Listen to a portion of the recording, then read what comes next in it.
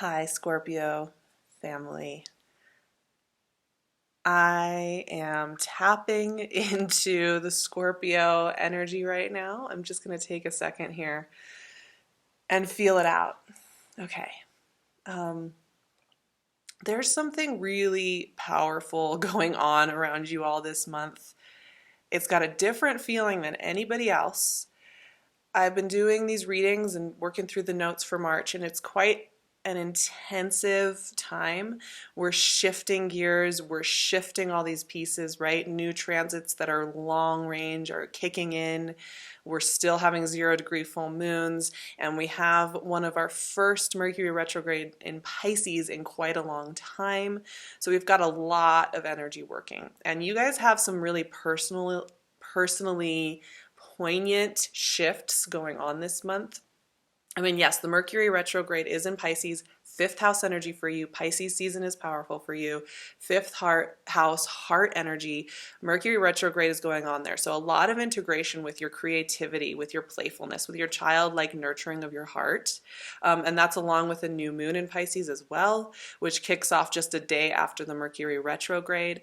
And then around the time of the new moon in Pisces, we have another really poignant shift for you guys because we have Uranus going into Taurus, your opposite sign. And that is a really powerful shakeup in how you relate to others in the world. Kind of a big deal, right? I mean, Uranus is a beautiful planet, right? He's about innovation, electricity, the future, technology. He wants to shake things up. He does not want to do things the way that they've been done before. So when he's in your opposite sign and he's in something like Taurus, another fixed sign, all the fixed signs, first of all, are getting this call to revolutionize the way we have done things before. As a Leo, I know I'm going to be feeling this Uranus shift as well, so you're not alone. But you guys have that special relationship thing. Justice. Interesting. Clarity. Crispness. Seeing something clearly for exactly what it is. That's the message that's coming through with that. 8 of Swords. Or not. Right? There's some analytical thinking going on here with my Scorpio family this month. Something's got you in your head. And I have to tell you, Mercury retrograde in Pisces is not the time to be trying to mastermind logical thinking. It will be a challenge to do so. So just a heads up, we will talk about these cards in a moment. But having Uranus in your opposite sign, I know that you guys sometimes feel it's a little bit difficult to fully King of Pentacles. There's that Taurus energy. It's hard to relate to everybody, right? It's hard to relate to the world around you sometimes. And even relationships can be really intense and heavy and hard with your energy. It can feel overwhelming. It can feel like it's hard for you to relate. But I think that's where Uranus can be a really great tool set for you because you guys are such lovers and you're such loving people with such big hearts and such consistency and such loyalty. So I'm not saying that you guys aren't amazing on that front because you are. Just that I think this might help you kind of think of new ways of reconstructing your story when it comes to relations. And that's not just 2 of Swords. Okay, you guys, it's funny that I said the clarity because what I'm kind of noticing here is there's also a lot of questioning. It's like you have both going on at the same time. What is going on with you guys? It's just a way of thinking about like rewriting the story of what relation means and not just in romance. The moon, that's been coming up a lot this month. We also have a full moon in your 12th house in Libra at 0 degrees of Libra. So you are getting a kick up in energy when it comes to your connection to source and spirit as well. So you've got a lot of powerful energies working with you. And as we move from Pisces season 5th house into Aries season, we're also looking at how you're taking care of your physical body. 4 of Wands. Okay, see, there is something going on with you all and how you relate and how you love, and that's coming up as a big theme for you for the next 7 years until 2026. You also have Chiron and Aries until 2027. Knight of Swords. Okay, some of you are dealing with some real air energy here, which is really interesting because it's getting you all up in your heads. And Chiron in Aries is going to be interesting for you all because Chiron's beautiful. It's the wounded healer, right? And it's interesting to have it in your 6th house energy because you are, it's like physically taking care of your body, figuring out ways to be embodied in this world. I think for Scorpio, that's going to be really powerful medicine. So you've got a lot of this embodying energy going on with those longer transits. If you all are interested in a video series that's focused on Uranus and Chiron in your sign, let me know, because I'm really thinking about producing those in March and just going through and giving you a little tool set. Hanged Man. Okay, one more card, and then let's talk through what we have going on for you all. Oh, we also have Venus in Aquarius for most of the month. I just want to mention that. 4 of Cups. Okay. Integration energy, my friends. I want to look at my note because this is the Mercury retrograde I'm seeing for Scorpio is supposed to be a soothing, dreaming, and supportive, healing heart energy process. And what I'm noticing is you guys are resisting it a little bit with the cards and with the energy that I'm feeling for you. There's like a little bit of a resistance to just letting yourself feel through some pockets of your process and of your mindset.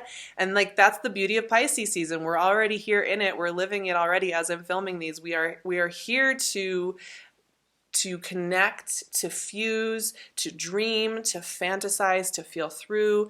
And there's some resistance that you guys are having to that because that's one of your defense mechanisms to work through the world is to kind of shut that down at times. And so what's going on instead is then you kick up your very highly analytical minds, your very brilliant minds, and use that instead, and it starts to get you in a tizzy, and then you're wondering why you don't feel so in alignment. And the other thing I have to say is with these transit shifts, because we're freshly with Chiron and Aries, on the 6th, Uranus is shifting over, which we're all going to be feeling a little bit shaky.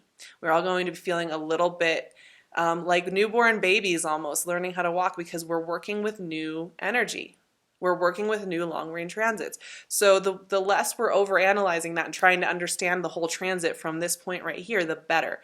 Because look at what we've got going on here.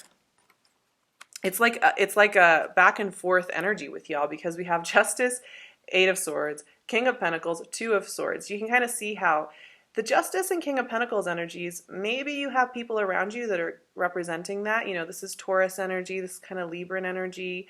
But the thing with those 2 energies is they're very much about practical thinking, right? Rational thinking, problem-solving thinking.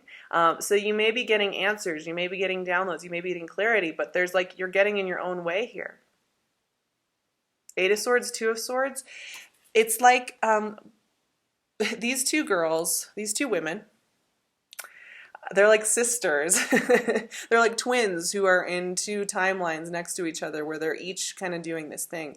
But here's the real gold of these energies because, yes, it can be about overanalyzing and getting too in our head and feeling like we can't make rational choices and we're just spinning our wheels up there. But I often call these kind of protective energies because they're stopping you from moving on something out of impatience or out of hunger or out of desire.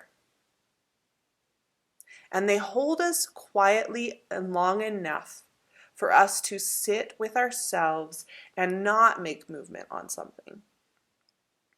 Maybe you're eager to have something concluded, something decided, something set in stone that you want to have happen. Once again, Mercury retrograde isn't great for trying to set things in stone, especially a Mercury retrograde in Pisces, mutable water. We are working with very mutable energy, the energy that it's not about solidifying, it's about moving, it's about flowing, it's about shifting gears, right? So there's a lack of solid energy where it's about we're doing it this way. Despite the fact that Saturn is in Capricorn, despite the fact that Uranus is going into Taurus, it's not about that kind of grounded energy. It's about fantasy. It's about using our intellectual minds as a tool to help us build emotional resonance with something. So there's a reason why you're getting pulled back, why you're getting pulled into this more blindfolded place. Now, the trick with this is to not let it be an analytical exercise and instead let it be an intuitive emotional exercise. And as soon as you lean back into that as an intuitive emotional exercise, I guarantee you the blindfolds will come off and you'll be able to know how to use these swords in an effective manner. Because there is something big brewing here, right? There is something powerful brewing here, something meaningful brewing here that will take you long range. But you can't force this energy to materialize like that. It has a process at work, and you have kind of this intensity of, I'm going to get this done now. I'm going to take care of this now. Let's get it figured out now. I want all my answers now. And there's kind of this teasing thing going on where it's like, oh no, first we're going to have this like retrograde. First we're going to get these shifts in gear. First we're going to have this 0-degree full moon in your 12th house where you connect with spirit and we get you going in these other ways. And then you'll see how the work that you did in March pays off big time. Because there's one thing I've noticed about, especially King of Pentacles, is this is long-range investment energy. This is the guy that plants the seeds and understands that it will return on investment to him, but it's going to take the whole process of planting the seeds and letting the garden grow before he gets it all, right? He understands timing and process. So if you're willing to do that, some really great things are happening. But what I'm noticing with the Scorpio energy this month is this start and stop energy. It's a little bit of both, because when you look at these next 4 cards, you can see exactly what I'm talking about. Internal investigation with the moon, external celebration with the 4 of Wands.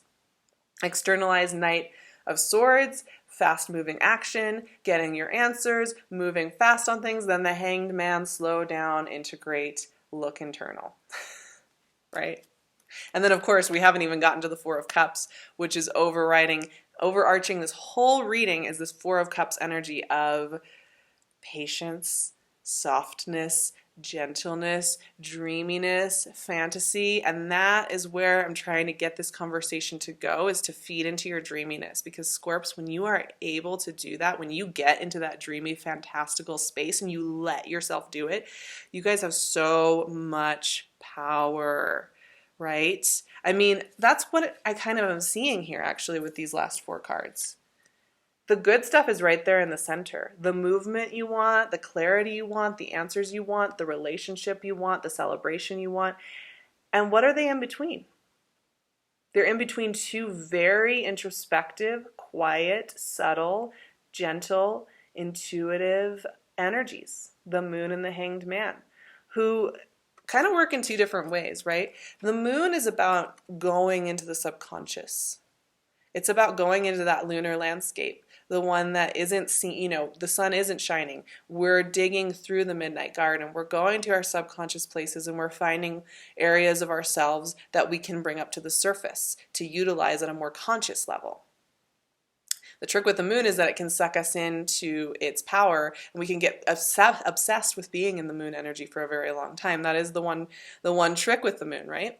But there's some power here. There's some power in something that you have been denying in your story, in yourself, that you are getting forced to look at this month in order to revolutionize your world. And that is just the beginning of that Uranus and Taurus transit for you. But as soon as you release into that, you get the goods. I don't know if you guys have an air sign in your life or what, but you do have some kind of movement here. You have some kind of clarity or answer that's coming in that is giving you life, that is giving you a freshness of perspective and identity and happiness that's really strong. But it really is only after you've released and you've relaxed, right? And the same thing with the Hanged Man. Now, the Hanged Man is abundance incarnate. But it's that funny thing. He is such a paradox in so many ways, because it's like he's in the worst position of his life and he's more alive than ever. He has been strung up by the mob, been strung up by authority, and is no longer free to roam around, and yet he's the freest he's ever been. And he is in the Jupiter sigil, which we have Jupiter and Sag right now, and it's about abundance via connection, inversion, seeing things from a different perspective, right? And so there's something about, you see your situation one way, at the beginning of this month. You see it one way. You're like, this is what's going on. This is how it's making me feel. This is how I'm feeling about the whole situation. I know it. This is it.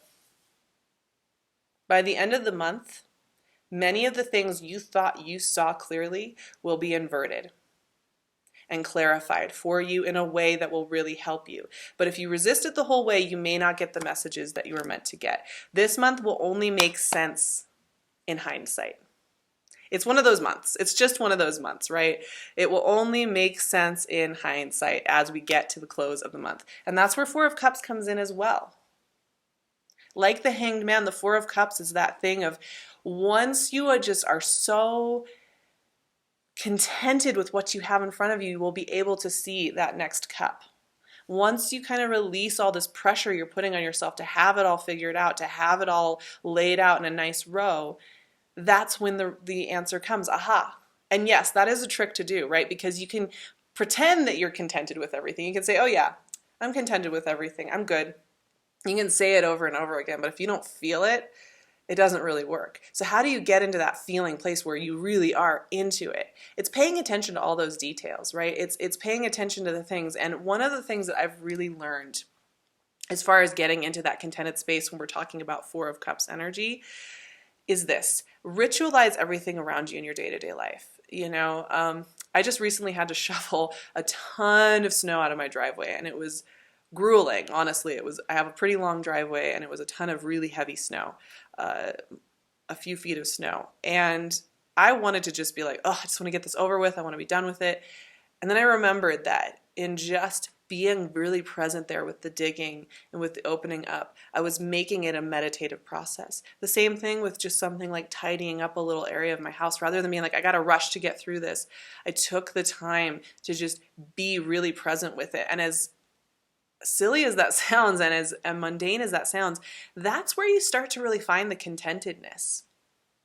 And it helps get your mind off of any of the things that maybe you're feeling a little more obsessive about, the things you're feeling a little bit more concerned about, right? It helps you to just kind of refocus and release it so that it can come to you, right? Because we need to release it in order for it to come to us. And you're getting some kind of hit with that. And for everybody, that's going to be different. For some of you, that's a relationship you're worried about. For some of you, that's a job. For some of you, that's like a destiny that you want to fulfill, or a project you want to be working on, or a house you want to be living in. But the thing is, us fixed signs this month, we're really having to work on releasing that idea of a solid, grounded, fused energy thing where we know all the answers. We are supposed to be leaning into the fantastical, into the floaty, into the dreamy, and that is actually where we're going to find our solid answers, but only after we've succumbed a little bit to it, right? And I do think you will be finding the answers, but it's all about your ability to perceive it. I have a belief that you guys will be fine with this. It's just this heads up that like there will be answers, and then there will be this kind of fog, and then there will be clarity, and then there will be this time where you integrate, and you're going to be kind of wondering what is going on. Why is it this tango? Why is it this two-step of this energy? And it's just kind of the way it's working this month. By the end of the month, Mercury is going direct in Pisces on the 28th. Mars is going into Gemini, which will be very playful and fun. And then we're starting to get into a new energetic cycle starting in May. We're really going to be feeling this out. So we got to roll with March a little bit. That's all I'm saying. Everybody has to roll with March. I love you guys so much. If you'd like to work with me, I would love to spend some time with my Scorpios and have a one-on-one session. I do Skype readings, Zoom readings, phone readings, so you can be anywhere in the world. I'll leave my website, which is SARAHTAROT.com, and you can book your session there. I'm booking a few months out, so you just want to plan ahead, go ahead and book it. I would just recommend just booking it, getting it on the calendar, that way you have it. You can also find me on Instagram at SarahVerba. I just changed my handle up to my name, so I'm getting everything put under my name, under the umbrella of my name as we move forward. So that's really exciting. I would love to see you guys over there. If I announce any last minute openings for readings, I will be putting it there. All of that. You can also find PinkLune's gorgeous handmade jewelry. Speaking of Taurus, Uranus and Taurus, she's a Taurus that does a beautiful handmade work wearing moonstone. Everything is ethically sourced. She really takes the time to do it right. And you can also contact my friend Taylor if you're looking for branding and you're looking for holistic business coaching to find new ways to put together what you're doing online and in your business. She's an amazing resource. And the reason I'm telling you about my friends is because I love them and I love what they do and I like to share the people I love in life so much. So I'm going to leave PinkLune and Taylor at Untethered Soul, all their info below. Go check them out. Go connect with them on Instagram or via their websites or the Etsy shops. That would mean so much to me if it's something that calls to you. I will see you all in April. I love you guys with all of my heart. I hope you have a beautiful March full of surprising fantasies. You know how I feel about you.